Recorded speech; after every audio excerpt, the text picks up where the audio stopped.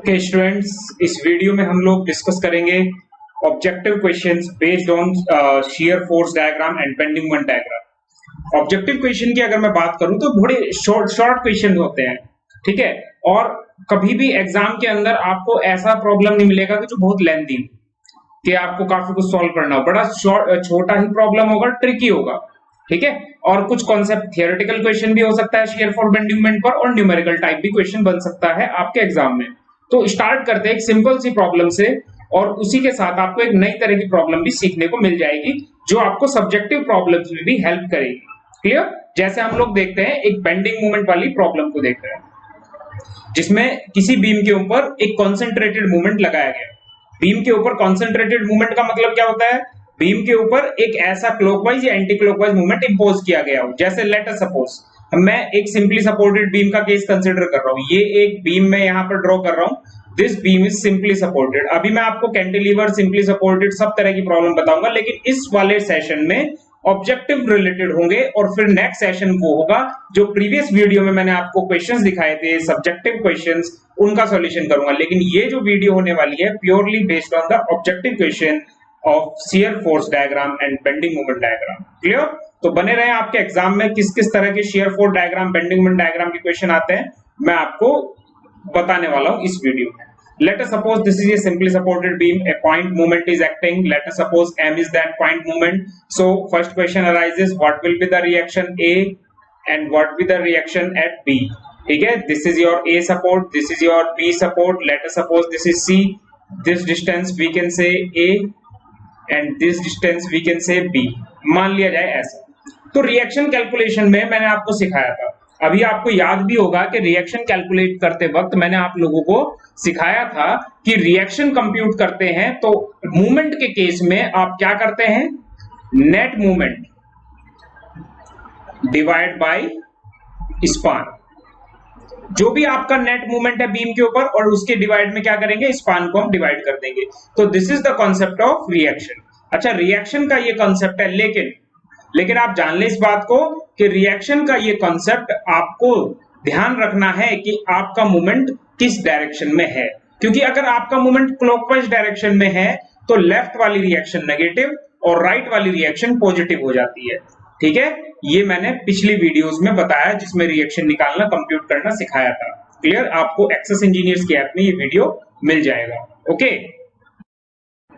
Then reaction R A will be, आप लोग कहेंगे sir R A will be clockwise moment है, left reaction negative हो जाएगी, minus M divide by total span. Total span is your A plus B. This is the reaction at R A. And what about R B? R B भी same होगी, formula हमारा same है, net moment divide by span. देखो formula में कोई change नहीं है, लेकिन आर बी पॉजिटिव मानी जाएगी, आर ए को नेगेटिव मानेंगे। मैंने आपको बताया भी था रिएक्शन कंप्यूटेशन कैसे करते हैं, वो पिछली वीडियोस में है जो मैंने एक्सेस इंजीनियर्स के ऐप में डाले हुए हैं, तो आप उसे देख सकते हैं। Net moment divide by span, तो यहां पर पॉजिटिव मूवमेंट आप कंसिडर करेंगे capital M divide by A plus B. तो हमारे पास तो सिंपल कॉन्सेप्ट है, whenever we will see a beam, simply supported beam, क्या करना है अपने को? सिर्फ और सिर्फ रिएक्शन लिखना है आर ए, रिएक्शन लिखना है आर बी, मूवमेंट लिखना है जो भी होगा, और टोटल स्पान जो भी है वो लिखना है, और नेगेटिव साइन लगा देना है अगर ये एरो ए को हिट कर रहा है, और आपको पॉजिटिव साइन लगाना है आर बी पर ए प्लस बी, क्योंकि ये एरो बी को हिट नहीं कर रहा है। कॉन्सेप्ट है, लेकिन मैंने ट्रिक बताई हुई है, ये आप पीछे वीडियो में देख सकते हो। तो रिएक्शन सिंपल है, R A R B compute हो गया। But the fact is what is shear force and bending moment. देखो अभी मैं कॉन्सेप्ट समझा रहा हूं, अभी मैं ये नहीं बता रहा हूं कि ऑब्जेक्टिव में कैसे करोगे आप इस प्रॉब्लम को। अभी मैं कॉन्सेप्ट समझाने की कोशिश कर रहा हूं कि शियर फोर्स वन बाय हम कैसे कंप्यूट करने वाले हैं। इसके बाद मैं आपको bending moment one by one step से कंप्यूट करना सिखाऊंगा। But after that I will tell you the concept, I will tell you the way in which you will be solving this problem in your examination. ठीक है? In this way, you cannot, you need not to solve this problem in the examination, because this is the lengthy process where you will lot of time will be consumed. ठीक है? तो हम start करते हैं ये चीज। Okay, shear force compute करते हैं। रिएक्शन हम कंप्यूट कर चुके हैं, आप सभी लोगों को पता है, मैं रिएक्शन यहाँ पर लिख देता हूँ। ठीक है? यहां पर ए पॉइंट पर आप लोगों को रिएक्शन पता है कि m upon a plus B is the reaction and that is negative reaction, और b पर आपको पता है m upon a plus B and this is your positive reaction. तो shear force at A, you will say sir shear force होगी आपका इस section से लेफ्ट में, देखो क्यों, कहां पर देखना है, ए पर, तो ए से हम किधर देखेंगे, लेफ्ट में, तो हमें सिर्फ एक ही रिएक्शन नजर आ रही है that is m upon a plus B. अच्छा माइनस क्या इंडिकेट करता है, माइनस ये इंडिकेट कर रहा है कि हमने जो रिएक्शन का साइन बनाया है वो अपवर्ड बनाया है, ठीक है, हमने जो रिएक्शन का साइन बनाया है वो अपवर्ड बनाया है, लेकिन माइनस ये इंडिकेट करता है कि ये रिएक्शन नीचे की तरफ लगी है, किधर की तरफ लगी है, नीचे की तरफ, ना कि ऊपर की तरफ लगी है। तो माइनस यही इंडिकेट कर रहा है बच्चों कि रिएक्शन आपकी नीचे की तरफ लगी है, ना कि ऊपर की तरफ। तो यहां पर जो शेयर फोर्स है ए पर, वो नेगेटिव ही शेयर फोर्स माना जाएगा, क्योंकि हमारा जो साइन कन्वेंशन होता है उसमें हम लेफ्ट अपवर्ड को पॉजिटिव मानते हैं, लेफ्ट अपवर्ड को क्या मानते हैं, पॉजिटिव। क्लियर? शेयर फोर्स ए पर minus M upon A plus B रहेगा। अच्छा चलो सी पर चलते हैं। सी पर शेयर फोर्स क्या होगा, लेफ्ट राइट करने की जरूरत नहीं है, क्योंकि लेफ्ट राइट करते हैं केवल पॉइंट लोड के लिए। जब शेयर निकाल रहे हैं, पॉइंट लोड आ जाए तो पॉइंट लोड के लेफ्ट में, पॉइंट लोड के राइट में चेक किया जाता है शेयर फोर्स। क्लियर? वो आपने देखा है पहले वीडियोस में। अब यहां पर इंपॉर्टेंट है सी पर शेयर फोर्स क्या होगी। आप ये कहेंगे सर सी पर जो शेयर फोर्स होगी that will be equals to minus M upon A plus B, because क्यों, क्योंकि जब आप सी सेक्शन पर खड़े होंगे और लेफ्ट साइड को व्यू कर रहे होंगे तो केवल एकमात्र वर्टिकल फोर्स है, क्योंकि मैंने पहले वीडियोस में बताया था कि net vertical force at a section is shear force. किसी सेक्शन पर नेट वर्टिकल फोर्स को ही हम शियर फोर्स कहते हैं। क्यों? तो आपको ये समझ आया कि सी सेक्शन जब मैं खड़ा हूं, सी सेक्शन पर खड़े होकर जब मैं व्यू कर रहा हूं लेफ्ट सेक्शन को, जैसा आप देख सकते हैं यहां पर लेफ्ट सेक्शन को व्यू कर रहा हूं, तो मुझे केवल एक वर्टिकल फोर्स नजर आ रहा है that is minus M upon A plus B. तो इसीलिए सी पर शेयर फोर्स है minus M upon A plus B. अच्छा बी पर शेयर फोर्स कितना होगा भाई, बी सेक्शन के जस्ट इधर खड़ा हूं तो, और इधर ही व्यू कर रहा हूं लेफ्ट सेक्शन, तो बी पर भी आप देख सकते हैं minus M upon A plus B shear force आएगा। वो बी पर ना होकर बी के जस्ट लेफ्ट में है, ये बात आप समझ लें। क्लियर? तो आपको ए सी और बी तीनों पर सेम ही शेयर फोर्स मिला। अब अगर तीनों पॉइंट पर शेयर फोर्स बराबर है और आपसे कोई कहे शेयर फोर्स डायग्राम बनाओ, तो आप क्या कहेंगे, आप कहेंगे सर जब तीनों पर सेम वैल्यू है और वैल्यू भी आपकी नेगेटिव में है, किसमें है, माइनस में, और कितनी वैल्यू है, minus M upon A plus B, तो ये आपका एसएफडी होगा, क्योंकि ये वैल्यू, ये पॉइंट आपका ए है, ये पॉइंट आपका बी है, और ये वैल्यू जो आ रही है माइनस माइनस माइनस, तो ए पर कितना shear force, minus M upon A plus B. आपका सी पर कितना शेयर फोर्स, सेम, बी पर कितना शेयर फोर्स, सेम, और बीम पर कोई लोडिंग नहीं है तो शेयर फोर्स रेक्टेंगल होना ही वह है, वैसे भी शेयर फोर्स क्या जाना है, रेक्टेंगुलर। क्लियर? अब शेयर फोर्स रेक्टेंगल है तो बेंडिंग मोमेंट ट्रायंगल होता है, ये पहले ही हमें पता चल जाएगा। बेंडिंग मोमेंट की वैल्यू लिखेंगे।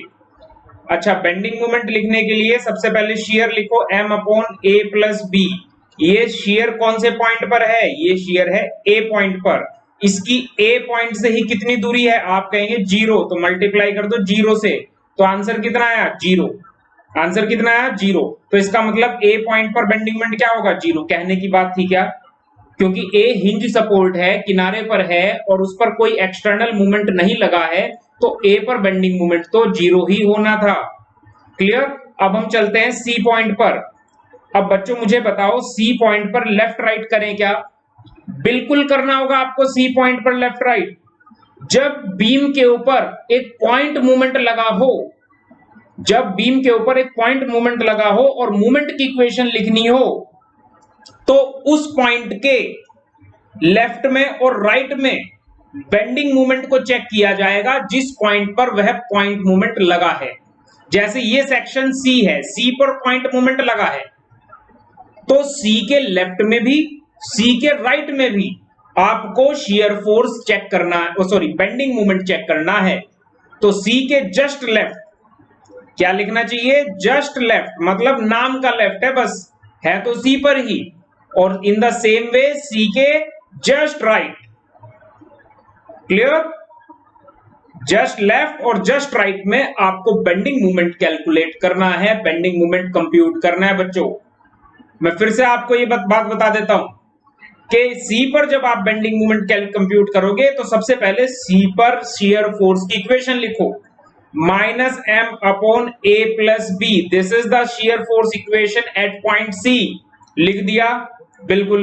अब जरा ठंडे दिमाग से सोचो, ये minus M upon A plus B क्या है भाई? ये तो ए पर लगी रिएक्शन है ना, तो ये तो ए पर लगी रिएक्शन है ना, और इसका सी पॉइंट से कितना दूरी है? क्योंकि बेंडिंग मोमेंट कहां निकाल रहे हो आप लोग? सी पर निकाल रहे हो ना।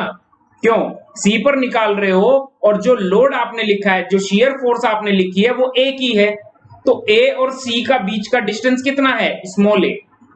तो इसे आप मल्टीप्लाई कर दो स्मॉल ए से। This is the bending moment at C which is the point where a concentrated movement is acting. जिस पॉइंट पर एक कंसंट्रेटेड मूवमेंट एक्ट कर रहा है उस पॉइंट पर ये बेंडिंग मूवमेंट है, लेकिन उस पॉइंट के जस्ट लेफ्ट में कहा जाएगा। ठीक है? अब उसके जस्ट राइट में चले क्या? बिल्कुल चलते हैं भाई, जस्ट राइट में चलते हैं। Minus M upon A plus B, shear force की इक्वेशन तो सेम है ना सी पर, तो शियर फोर्स की इक्वेशन सेम है, यह भी ए पर लगने वाला लोड है, और ए और सी के जस्ट राइट की डिस्टेंस भी सी पॉइंट से ए ही है। भाई सी के लेफ्ट में रहें या राइट में रहें, दूरी तो ए ही मानेंगे ना। जस्ट शब्द का इस्तेमाल ही इसलिए किया है कि आप सी के जरा से लेफ्ट में या जरा से राइट में हैं, और वहां से सी से ए की दूरी ए है, और ए पर जो शियर फोर्स है that is M upon A plus B, और सी पर मोमेंट लिख रहे हो तो M upon A plus B multiply by A होगा। अब क्या जस्ट राइट आने में कुछ चेंज हो गया है? बिल्कुल चेंज हो गया है। मेरी इस बात को जरा गौर से देखो, ये आपका लेफ्ट सेक्शन है, ये सॉरी राइट सेक्शन है। जब आप राइट सेक्शन से इस साइड देखते हो, इस साइड व्यू करते हो, तो ये आपका पॉइंट मूवमेंट, ये आपका पॉइंट मूवमेंट भी कंसिडरेशन में आ जाता है। समझे कि नहीं समझे भाई? ये मूवमेंट भी कंसिडरेशन में आएगा, तो इस मूवमेंट को पॉजिटिव मानू कि नेगेटिव? भाई ध्यान रखना, क्लॉकवाइज मूवमेंट जब भी आएगा लेफ्ट सेक्शन के अंदर, clockwise movement in the left section हम पॉजिटिव मानेंगे। क्या मानेंगे? Plus M, this is plus M in our calculation. ठीक है? ये हम पॉजिटिव मान रहे हैं। सी पर जस्ट राइट में अगर बेंडिंग मूवमेंट देखना है तो इस तरह से हम लिख सकते हैं bending movement. Clockwise movement on the span will be taken as positive in the equation, clear, and anti-clockwise movement will be taken as negative in the equation, clear। तो यहां पर आप मूवमेंट की वैल्यू को कंप्यूट करेंगे, जब इस आपको सॉल्व करेंगे तो आपके पास minus M B upon A plus B आ जाएगा। ठीक है? This is the movement at C point, और you can say at just right of section C, just right of section C. This is the bending moment just right of section C. Clear है point? तो ये C के just right में bending moment है, C के just left में भी देखा, C के just right में भी देखा। तो यहां पर आपका आया ये minus M B upon A plus B, कैसे आया होगा? सॉल्व कर लेना, ए प्लस बी का एलसीएम ले लेना, माइनस एम में प्लस एम में कट जाएगा और बी वाला एम बी वाला बच जाएगा। ठीक है? और ये सॉरी प्लस आएगा, माइनस नहीं आएगा, प्लस आएगा। ठीक है? कंप्यूट कर लेना खुद से। क्लियर? अब जरा बेंडिंग मूवमेंट बी पर भी देख लेते हैं। देखने की जरूरत है क्या?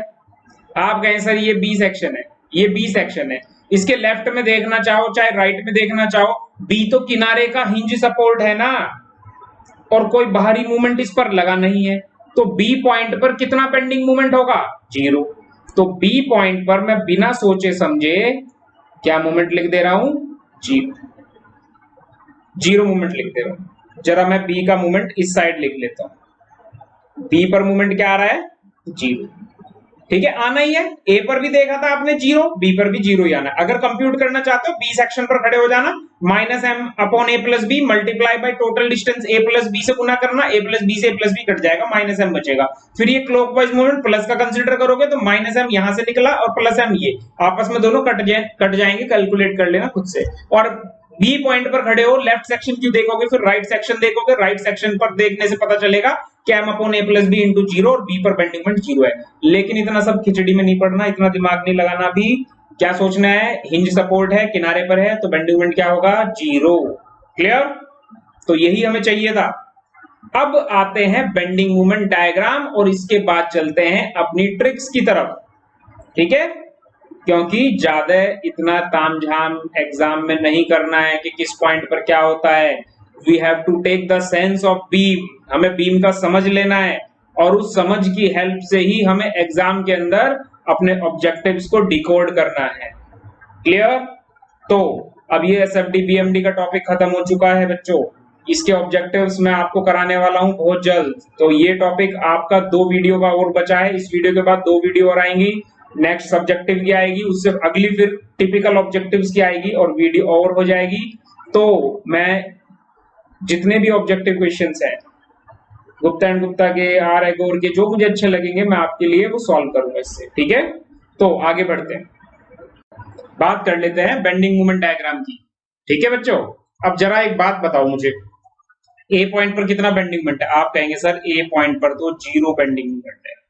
ए पॉइंट पर कितना बेंडिंग मोमेंट है? 0। चलो, सी पॉइंट के लेफ्ट में कितना है? मान लिया ये आपका सेंट्रल पॉइंट सी है, तो सी के लेफ्ट में कितना है? आप कहेंगे माइनस एम ए अपॉन, यहां पर आप लिखेंगे minus M A upon A plus B. This is the bending moment at the left of C. अच्छा, सी के राइट में कितना है? सी सेक्शन ये है, और सी के जस्ट राइट में अगर आप देखें, आप कहेंगे सी के राइट में है plus M B upon A plus B. अच्छा, यहां माइनस है और यहां सी के लेफ्ट में राइट में जाने से प्लस हो गया, और बी पर कितना है? 0। सवाल उठता है कि बेंडिंग मोमेंट डायग्राम की शेप क्या होगी? तो बच्चों आंसर है कि बेंडिंग मोमेंट डायग्राम की जो शेप होने वाली है ना, वो आपकी ट्रायंगुलर होने वाली है, क्योंकि आपका शियर फोर्स रेक्टेंगल है, तो बेंडिंग मोमेंट क्या होगा? ट्रायंगल, सॉरी ट्रायंगल होगा। क्लियर? तो अब आप ये देखें कि इसे हम ट्रायंगल से ज्वाइन कर देते हैं, यहां से लेकर यहां तक ये इस तरह से आपका ट्रायंगल हो गया। उसके बाद आप ये देख सकते हैं कि ये पॉजिटिव हो गया था, तो ये पॉजिटिव चला गया, और फिर ये सी पॉइंट से सीधा कहां मिल गया? 0। और किसी तरह का लोड नहीं है आपके बीम में, तो आपका इस तरह का कुछ बेंडिंग मोमेंट डायग्राम बनेगा। यहां तो ये नेगेटिव रहेगा और इस हिस्से में ये पॉजिटिव रहेगा। ठीक है, ये आपका पॉजिटिव हो चुका है और ये हिस्सा अगर हम देखें तो नेगेटिव। क्लियर? ए से सी तक आपका नेगेटिव बेंडिंग मोमेंट और सी से बी तक आपका पॉजिटिव है। इसका मतलब क्या है? Negative bending moment indicates hogging, आपका नेगेटिव बेंडिंग मोमेंट होगिंग को इंडिकेट कर रहा है और पॉजिटिव बेंडिंग मोमेंट आपका सैगिंग को इंडिकेट कर रहा है। मतलब ये हो गया कि जब आपका बीम डिफ्लेक्ट होगा तो उसकी डिफ्लेक्टेड शेप कुछ इस तरह की होगी। इस हिस्से में ऊपर की तरफ उठा होगा तो होगिंग बोलते हैं हम उसे, और इस हिस्से में सैगिंग। तो जहां सैगिंग है आप देख सकते हैं वहां बेंडिंग मोमेंट पॉजिटिव है, जहां आपका होगिंग है वहां बेंडिंग मोमेंट क्या है? नेगेटिव। हमेशा ध्यान रखना, होगिंग वाले जोन में, जहां पर होगिंग होगा, होगिंग वाले जोन में नेगेटिव बेंडिंग मोमेंट होता है। ठीक है, और सैगिंग वाले जोन में अगर मैं आपको बताऊं पॉजिटिव बेंडिंग मोमेंट होता है। क्लियर? तो ये आपका बेंडिंग मोमेंट डायग्राम कुछ इस तरह से बना। जरा आप इसे देखते हैं थोड़ा डायरेक्ट वे में, कैसे हम डायरेक्टली इस तरह के क्वेश्चन को बना सकते हैं अपने ऑब्जेक्टिव एग्जाम्स के लिए। क्लियर? तो ऑब्जेक्टिव एग्जाम की ओके, तो एग्जाम में कैसे करते हैं? ऑब्जेक्टिव एग्जाम में स्पेशली हम लोग इस प्रॉब्लम को, जैसे अब मैंने थोड़ा सिंप्लीफाई कर लिया है कि सी पॉइंट को सेंटर में मान लिया, L/2 इधर है, L/2 इधर है, टोटल स्पान मेरा कितना है? L। क्लियर?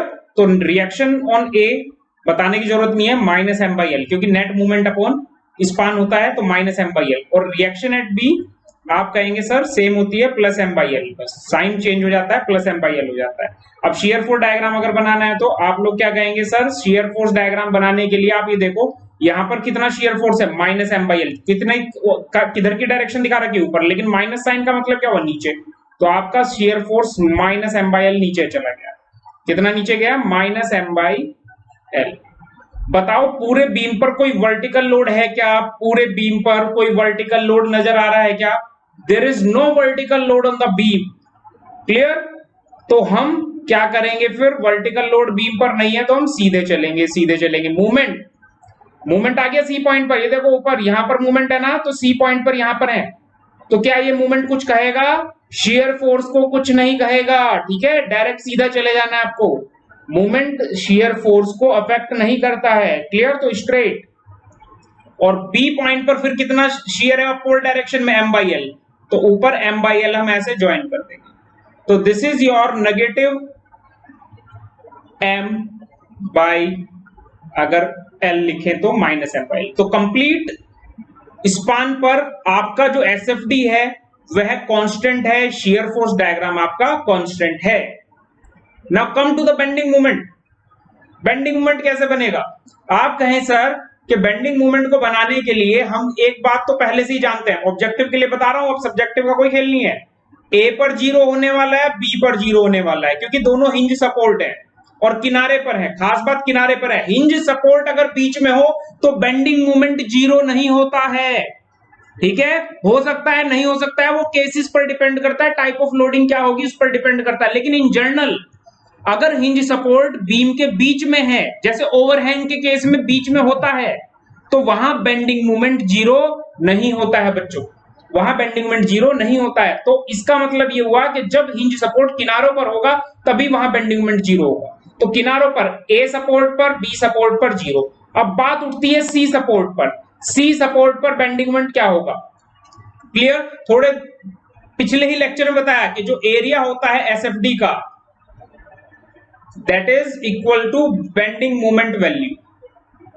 अब अगर कोई मुझसे पूछे सी पॉइंट है, सी पॉइंट पर कितना शेयर फोर्स है, सॉरी बेंडिंग मोमेंट है, सी पॉइंट पर कितना बेंडिंग मोमेंट है, तो मैं क्या करने वाला हूं? सी पॉइंट तक का जो एरिया है ना, ये एरिया दिख रहा है शेयर फोर्स डायग्राम का, ये एरिया कंप्यूट करूंगा। ये दूरी कितनी है मेरी? l by 2। तो ये डिस्टेंस में कंप्यूट कर दूंगा माइनस m बाई एल गुना l बाई 2। तो minus m by L multiply by l by 2 करूंगा तो minus m by L multiply by l by 2 करूंगा तो माइनस m बाई 2 आएगा। And this is the bending moment at C. C पर ये bending moment है। Clear? तो ये सी पॉइंट का बेंडिंग मोमेंट है, आप समझो इस बात को।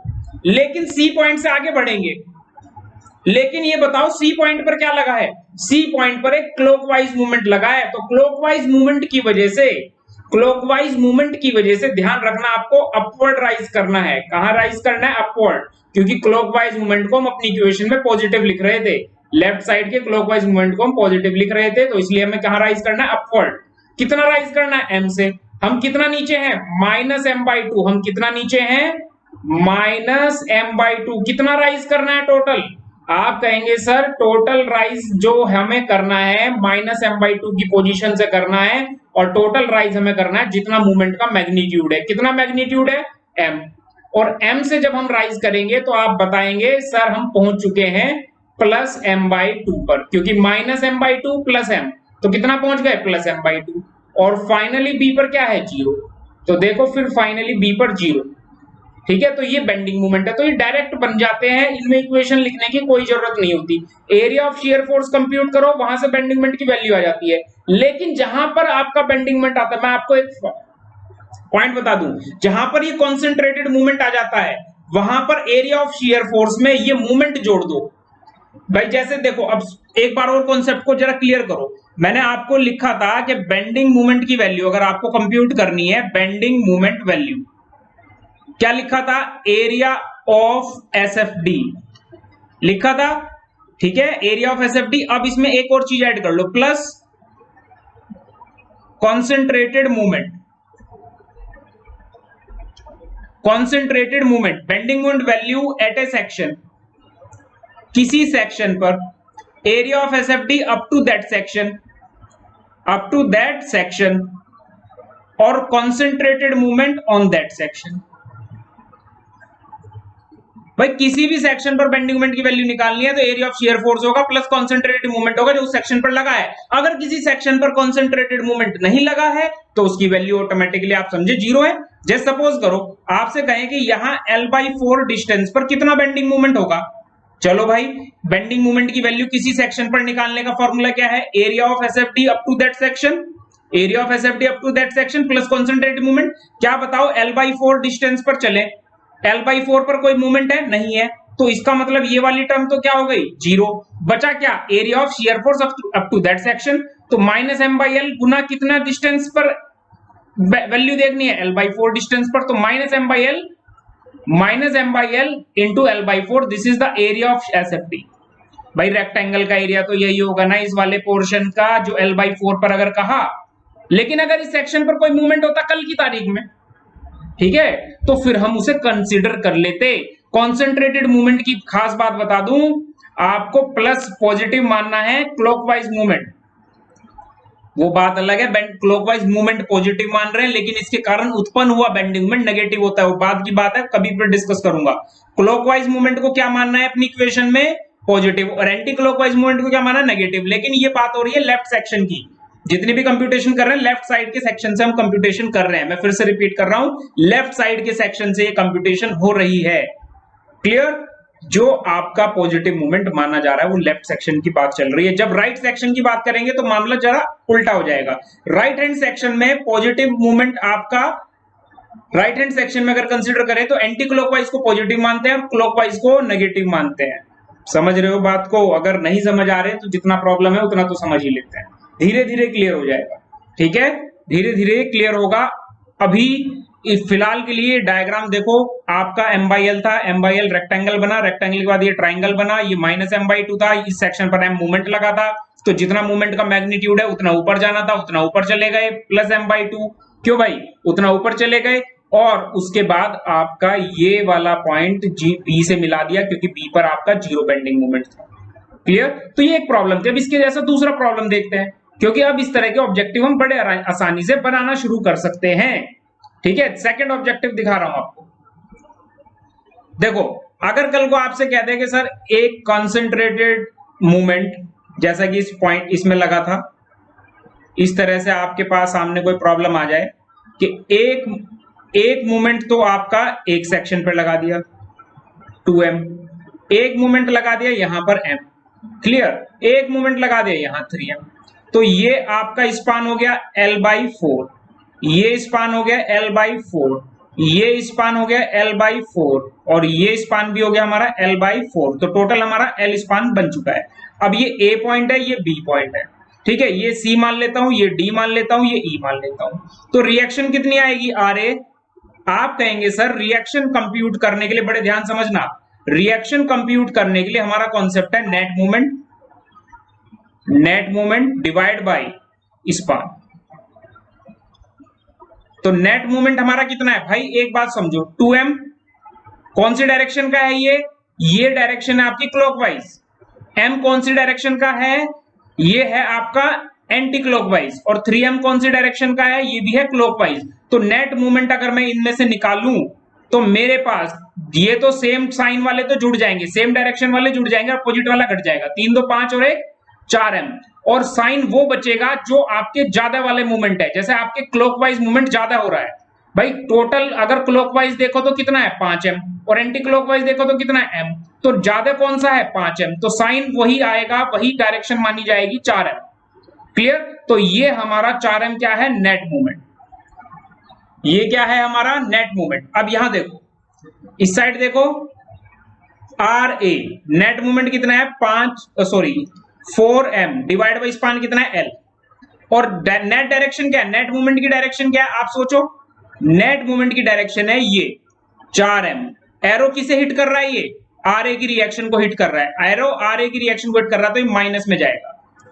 RB नेट मूवमेंट कितना? 4m divide by span. देखो सेम रिएक्शन आती है अगर आपके बीम पर केवल मूवमेंट कार्य कर रहा है, कोई वर्टिकल लोड कार्य नहीं कर रहा है, तो RA RB की रिएक्शन सेम होती है, बस प्लस माइनस का अंतर होता है।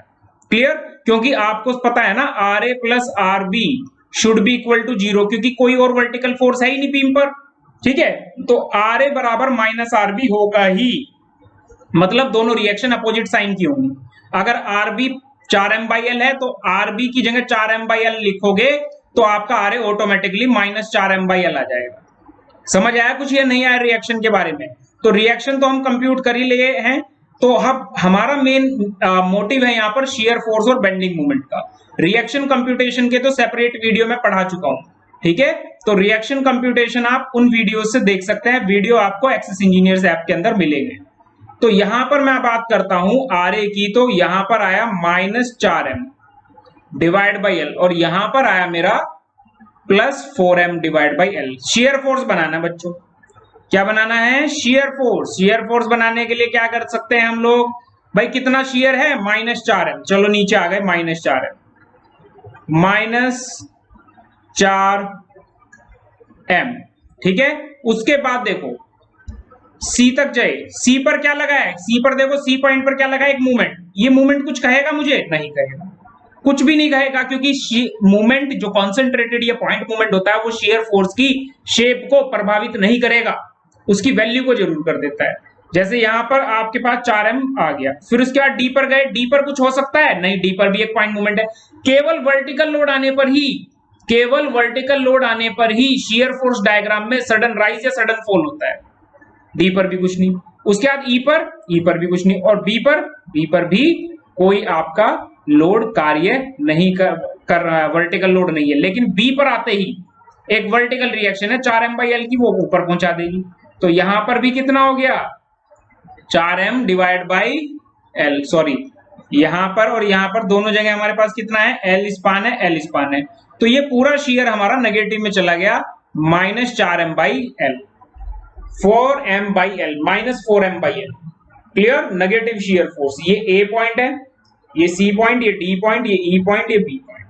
अब बात करते हैं इसके बेंडिंग मोमेंट की, जो आपको समझना है, ठीक है। बड़े ध्यान से समझना, अगर नहीं समझ आया तो कमेंट में जरूर लिखना। -4m/l, ठीक है, और +4m/l, ये शेयर फोर्स है अलग अलग। बेंडिंग मोमेंट देखो, बेंडिंग मोमेंट क्या होता है? Area of shear force. आपको ये पता है कि आपका स्टार्टिंग में कितना होगा? 0। यहां कितना होगा? 0। ये रेक्टेंगल है, SFD इज रेक्टेंगल, तो बेंडिंग मोमेंट कैसा होना है? ट्रायंगल। इतनी बातें हमें पहले क्लियर है।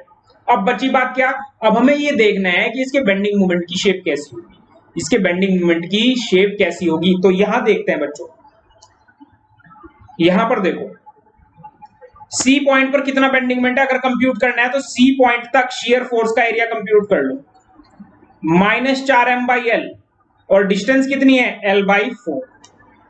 तो -4m/l, अगर मैं सी पॉइंट पर खड़ा हूं, सी सेक्शन पर खड़ा हूं, तो -4m/l multiply by l/4, this is the area of shear force and this is the value of bending moment at सी।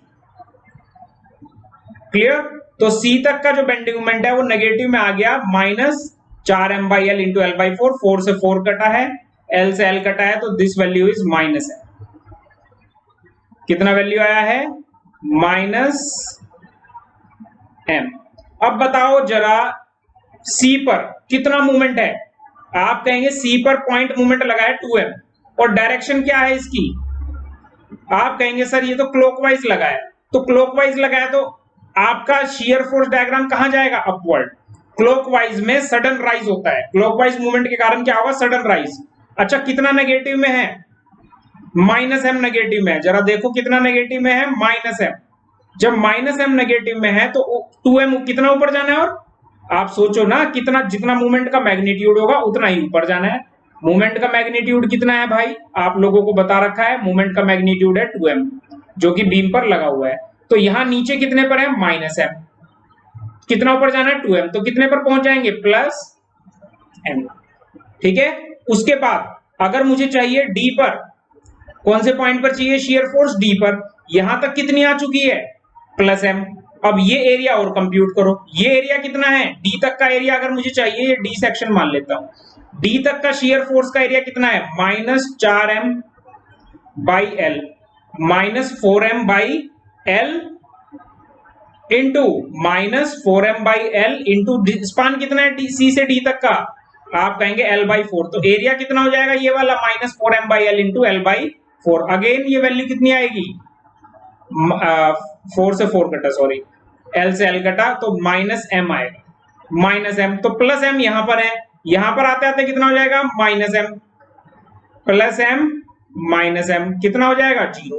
तो इसका मतलब ये हुआ कि डी पॉइंट पर आपका नेट बेंडिंग मोमेंट क्या हो चुका है, बेंडिंग मोमेंट क्या है 0। डी पॉइंट पर लगने वाले एंटी क्लॉकवाइज मूवमेंट को कंसीडर नहीं किया है। जरा इस मूवमेंट को कंसीडर कर लेते हैं। जब वैसे तो हमारा डी पॉइंट पर कितना हो गया था 0, लेकिन डी पॉइंट पर कितना मूवमेंट एंटी क्लॉकवाइज, तो एंटी क्लॉकवाइज m है, तो उसके कारण हम नीचे जाएंगे m। कितना नीचे जाएंगे m, और ये आपका एंटी क्लॉकवाइज होने के कारण माइनस m हम नीचे पहुंच चुके हैं। अब जरा इस बात को गौर से समझना, क्योंकि आपको बच्चों ये बात समझ नहीं आएगी जल्दी से, क्योंकि 2-3 टाइम लगेगा आपको सोचने के लिए। जैसे यहां पर देखो, अगर हम सी पॉइंट पर पहुंचे तो area of shear force compute किए थे, सी पॉइंट तक का ये कंप्यूट कर लिया था। फिर सी पॉइंट पर एक मूवमेंट था 2m, तो हम 2m ऊपर चले गए थे, माइनस m प्लस 2m कितना रह गया ऊपर m। उसके बाद हम सी से डी तक देखे तो एरिया कितना था शियर फोर्स का, ये वाला, आप कहेंगे ये वाला एरिया भी हमारा माइनस m आया था, तो प्लस m यहां थे और प्लस m यहां तक आते आते माइनस m और एक्स्ट्रा ऐड हो गया था, तो प्लस m और माइनस m मिलकर कितना हो गया 0। लेकिन जैसे ही डी पॉइंट पर आए, डी पॉइंट पर एक एक्स्ट्रा मूवमेंट था, डी पॉइंट पर क्या था, एक एक्स्ट्रा मूवमेंट था ये वाला, ये एंटी क्लॉकवाइज मूवमेंट था। जैसे कि क्लॉकवाइज मूवमेंट से bending moment diagram sudden rise करता है, वैसे ही एंटी क्लॉकवाइज मूवमेंट से bending moment diagram sudden rise fall करेगा। कितना फॉल करना है इसे, जितना इस पर मूवमेंट है, m मूवमेंट है, तो जहां 0 हो गया था पीछे का हिसाब किताब क्लियर, अब यहां पर माइनस m हो गया, ठीक है, यहां पर कितना हो गया माइनस m। अब d से e तक का हिसाब देखते हैं, d से e तक का एरिया माइनस m है भाई, वही l/4 स्पान, वही 4m/l ऊपर से। तो आप जब d से e तक जाओगे तो फिर से आप देखना कि माइनस m और ऐड हो जाएगा, तो ये कितना रह जाएगा आपका, आप कहेंगे ये रह जाएगा माइनस, ये हो जाएगा -2m। कितना हो जाएगा -2m, क्लियर। तो यहां पर -m था और फिर -m में -m और जुड़ेगा तो -2m हो जाएगा ई पॉइंट तक आते आते। अब ई पॉइंट पर देखो, क्या आप देख सकते हैं ई पॉइंट पे 3m मूवमेंट लगा है, तो -2m नीचे है और कितना ऊपर चले जाएंगे, ऊपर जाएंगे 3m, तो कितना ऊपर पहुंच जाएंगे, हम पहुंच जाएंगे ऊपर m तक। कितना पहुंच जाएंगे +m, क्योंकि ये जो आपका मूवमेंट है ना, ये जो आपका राइज करेगा ना मूवमेंट का डायग्राम, ये जो राइज कर रहा है इसकी वैल्यू ही 3m है, इसकी वैल्यू कितनी है 3m, क्योंकि ई पॉइंट पर इतना मूवमेंट लगा है। तो हम कहां पहुंच गए, हम पहुंच चुके हैं ई पॉइंट पर, ये हमारा डी पॉइंट, ये हमारा ई पॉइंट, और फाइनली अगर देखा जाए बी पॉइंट पर तो 0 होना ही है, और चूंकि सारा शियर फोर्स रेक्टेंगल है तो बेंडिंग मोमेंट ट्राइंगल से जोड़ देंगे। तो this is the final bending moment of this problem, clear. इस प्रॉब्लम का फाइनल बेंडिंग मोमेंट है। ये काम जो इतनी देर में समझाने में लगा है, जब आप सीख जाओगे आप इस काम को विद इन अ मिनट आराम से कर पाओगे कि बेंडिंग मोमेंट और शियर फोर्स तो clear. If there is no vertical load on the span and beam is simply supported, only concentrated moments are acting on the beam, then the shear force diagram will always be rectangle. हमेशा rectangle होगा shear force अगर beam पर कोई vertical load नहीं लगा है तो, clear. लेकिन बेंडिंग मोमेंट डायग्राम ट्राइंगल होगा, लेकिन बेंडिंग मोमेंट डायग्राम में सडन राइज या सडन फॉल आएगा, जब सडन राइज या सडन फॉल आएगा, जब कब आएगा, जब आप के बीम पर पॉइंट मूवमेंट आएगा, जब आपके बीम पर पॉइंट मूवमेंट आएगा तो बेंडिंग मोमेंट डायग्राम में सडन राइज या सडन फॉल आएगा, ठीक है। नेक्स्ट प्रॉब्लम की तरफ बढ़ते हैं। कुछ उसी तरह की प्रॉब्लम है बच्चों, रिएक्शन आपके पास, अगर आपको नहीं पता है तो मैं बता देता हूं। R A net movement upon span -m/l, span अगर हम पूरे बीम का l मान लेते हैं तो, और आर बी पॉजिटिव m/l, क्योंकि एरो आपका इधर की तरफ है, या आप कह सकते हैं क्लॉकवाइज मूवमेंट है और आपकी लेफ्ट रिएक्शन नेगेटिव हो जाती है उस कंडीशन में। अगर हम कैलकुलेट करके देखें उससे भी वही आएगा। तो बात उठती है शियर फोर्स डायग्राम की। शियर फोर्स डायग्राम देखो मैं डायरेक्ट बनाऊंगा अभी। शियर फोर्स डायग्राम बनाने के लिए मुझे पता है यहाँ पर कितना है -m/l, तो मैं नीचे -m/l आऊंगा। उसके बाद आफ्टर दैट कोई लोड नहीं है, सीधा आ जाऊंगा। उसके बाद बी पर +m/l है तो +m/l सीधा चला जाऊंगा। This is my bending shear force diagram SFD। बात करते हैं बेंडिंग मोमेंट डायग्राम की। बेंडिंग मोमेंट डायग्राम के लिए अगर मैं देखूं, एरिया ऑफ शियर फोर्स होता है, यहां पर 0 होगा बेंडिंग मोमेंट, ठीक है, और इस पॉइंट पर 0 होता है, लेकिन यहां पर कितना मोमेंट लगा है m, यहां पर कितना मोमेंट लगा है m, तो इस पॉइंट पर m मोमेंट है, ठीक है। तो अगर मैं यहां पर बात करूं बेंडिंग मोमेंट डायग्राम की, ध्यान रखना बच्चों, जो मूवमेंट की डायरेक्शन होती है उसकी अपोजिट बेंडिंग मूवमेंट की होती है। अगर मूवमेंट क्लॉकवाइज है तो बेंडिंग मूवमेंट एंटी क्लॉकवाइज आया होगा, ये ध्यान रखना। क्लियर? हालांकि हमें पहले से ही पता है ये m/l है माइनस में, माइनस m/l, यहां से प्लस होके तभी ये जीरो हो गया था पूरा फाइनल ओवरऑल इक्विलिब्रियम। तो यहां पर अगर हमें बेंडिंग मूवमेंट की वैल्यू निकालनी है किसी भी पॉइंट पर, सपोज यहां पर निकालनी है, सेक्शन के मिड में निकालनी है, l/2 डिस्टेंस पर निकालनी है, तो मैं क्या करूंगा, area of shear force compute कर दूंगा उतने एरिया तक का, उतने पॉइंट तक का। ये वाला जो एरिया है ये मुझे कंप्यूट करना पड़ेगा, जो कि मेरा सेंटर तक का होगा। सेंटर को लेटर सपोज मैं सी पॉइंट कह देता हूं, तो ये एरिया कितना होगा, आप कहेंगे सर ये डिस्टेंस l/2 है, तो l/2 इंटू m/l कितना हो जाएगा, आप कहेंगे यहां पर वैल्यू आएगी minus m/l into l/2 and that is equals to minus m/2। और आपको पता है जोड़ेंगे किससे, ट्राइंगल से, कुछ इस तरह से जोड़ देंगे ट्राइंगल की हेल्प से। क्लियर?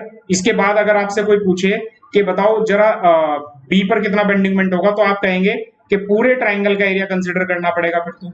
अगर बी पर निकालना है ना, इस पॉइंट पर टोटल ट्राइंगल का एरिया कितना होगा, आप कहेंगे टोटल ट्राइंगल का एरिया यहां पर लिख देते हैं माइनस m/l, यहां पर मैं ऐसे कुछ लिख देता हूं माइनस, एक सेकेंड इरेज कर देते हैं तो, minus m/l into total span, पूरे रेक्टेंगल का एरिया ना, माइनस m/l इंटू l, या इतने का निकाल लेता फिर इसके आगे का निकाल लो, एक ही बात होती है। तो ये वाली वैल्यू आ रही है हमारी माइनस m, तो इसका मतलब यहां पर जो वैल्यू हो चुकी है आपकी दैट इज माइनस m, कितना, माइनस, यहां पर आपकी वैल्यू m आ चुकी है। और फिर यहां पर कितना मोमेंट लगा है, क्लॉकवाइज, क्लॉकवाइज मूवमेंट की वजह से क्या होता है, अपवर्ड रेज करते हैं, ठीक है, क्या करते हैं, रेज। तो फाइनली इक्विलिब्रियम के लिए जीरो होना है बी पॉइंट पे, तो ये आपका बेंडिंग मोमेंट डायग्राम है। इस डायग्राम को एक बार अच्छे से दोबारा देखना, कमेंट बॉक्स में जरूर लिखना या अपने एक्सेस इंजीनियर के चैट बॉक्स में जरूर लिखना।